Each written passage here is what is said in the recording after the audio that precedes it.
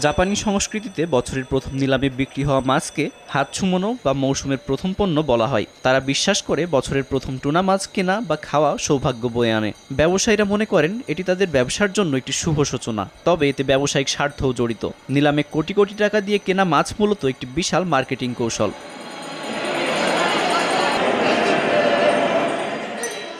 গত বছর নিলামে প্রথম টুনাটি 20,70,00,000 ইয়েনে কিনে নেয় সুশি চেইন প্রতিষ্ঠান আনোদারা গ্রুপ। তবে এবছর বিক্রি হয় তার প্রায় 1.5 গুণ বেশি দামে।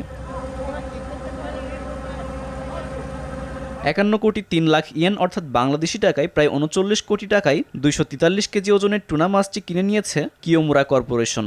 জনপ্রিয় সুশি চেইন সুশি জন্মায়ের পরিচালনাকারী এই প্রতিষ্ঠানটি জাপান ছাড়াও বিশ্বের বিভিন্ন দেশে বিস্তৃত। কোম্পানির প্রেসিডেন্ট কিয়োশি কিমুরা বলেন, বছরের প্রথম টুনা সৌভাগ্য বয়ে আনে।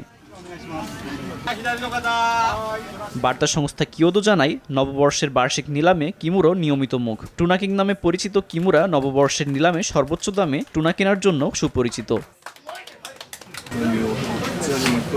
এর আগে 2012 সালে তিনি একটি ব্লুফিন টুনার জন্য 5,56,00,000 ইয়েন এবং 2013 সালে 15,50,00,000 ইয়েন খরচ করে রেকর্ড গড়েছিলেন। 2019 সালে তিনি 33,36,00,000 দিয়ে আরেকটি ব্লুফিন টুনা কেনেন। সেটিও সে সময় রেকর্ড তোলপাড় করেছিল।